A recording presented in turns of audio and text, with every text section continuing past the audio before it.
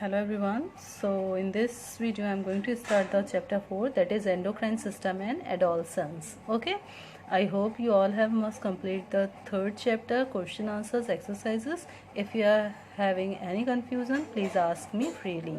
Alright, the first thing in this chapter is exocrine and endocrine glands. Okay, so types of gland जो हमारी body में होते हैं वो टू होते हैं. First one exocrine and second one is endocrine glands.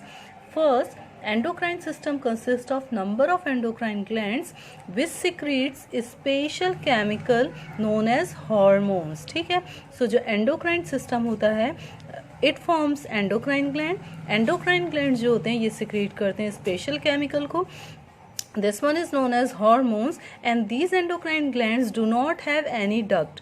अब कोई डक्ट नहीं होती तो जो भी एंडोक्राइन ग्लैंड होंगे वो जो भी हार्मोन का सिक्रीशन करते हैं उसको डायरेक्टली सेंड करेंगे into the blood. Okay, there are other types of gland called exocrine glands in the body. They pour their secretion through ducts and their chemicals are known as enzymes. दोनों के यहाँ पे difference दिए हुए हैं, ये आप एक बारी देख लेना. Exocrine duct bearing glands, endocrine ductless gland. They secrete enzyme, they secrete hormones. ठीक है, एग्जाम. और देन उसके बाद हो गया कि जो एक्सोक्राइन ग्लैंड्स होते हैं these glands are present near the site of their action because ये डक्ट के थ्रू अपने सिक्रीशन को इन्हें सेंड करना होता है. That is why they are present near the site of their action. Whereas endocrine gland जो होते हैं ये अपने सिक्रीशन को सेंड करते हैं inside through the blood. That is why they could be present far from their site of action. Example thyroid gland, adrenal gland and where is exocrine gland salivary gland हो गया, gastric gland हो गया. ठीक है, so next thing is hormones.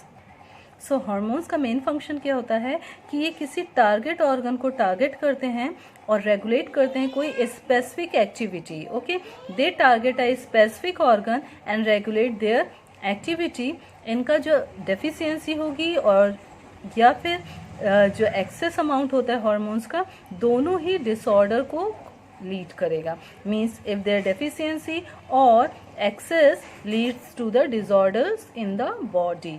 Alright. Alright students, so endocrine glands and hormones. So there are number of endocrine glands in the body which secrete hormones. Some of these are pituitary, जिसे master gland भी बोलते हैं, and it is present in the brain. Then है thyroid, pancreas, adrenals and gonads. So first gland that is pituitary gland. Alright, so student pituitary gland इसकी location क्या होती है? It is a small P-shaped gland attached to the mid brain region, मतलब brain में present होगा and इसे बोलते हैं master gland. Why it is called master gland? Because this endocrine gland control the functioning of other endocrine gland. Pituitary gland is known as master gland because this control the functioning of other endocrine glands. Okay, next one है कि it produces regulatory hormones which stimulate other endocrine gland. और वो regulatory hormone जो दूसरे endocrine glands को regulate करती है are those hormones are thyroxine, insulin, adrenaline, ठीक है, estrogen and testosterone.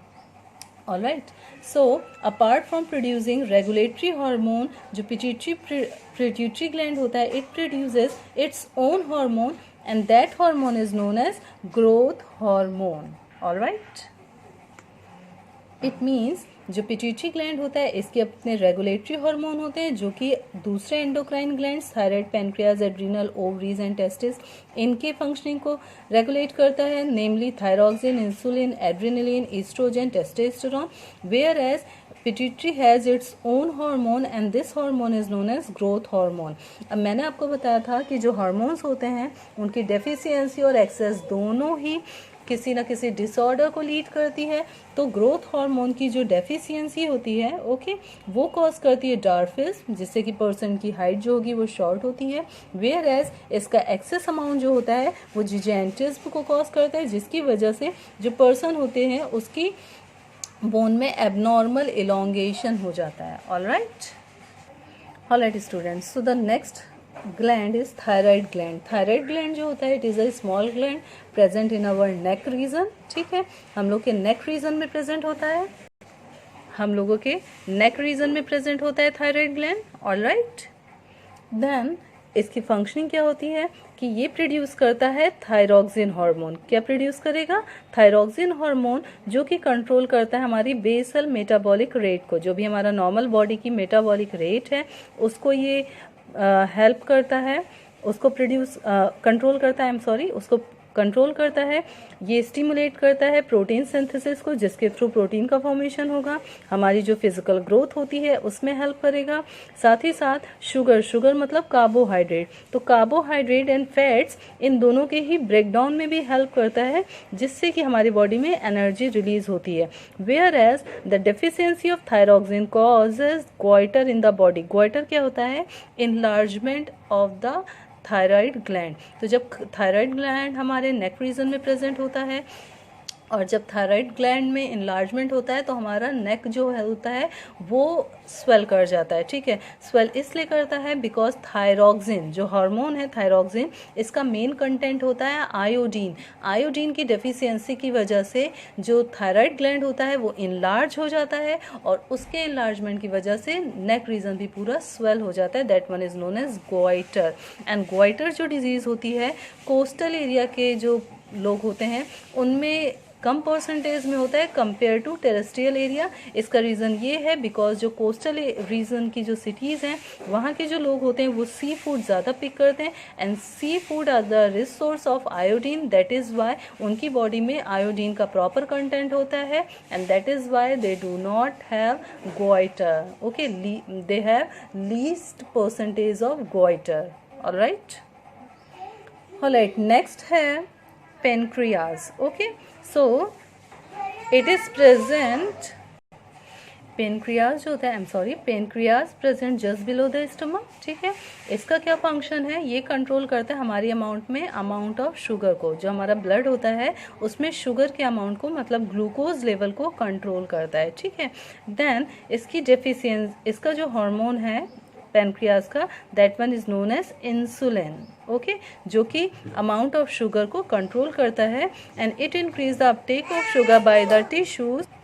Excuse me. All right, so deficiency of insulin causes diabetes. ये डायबिटीज़ कॉज करता है.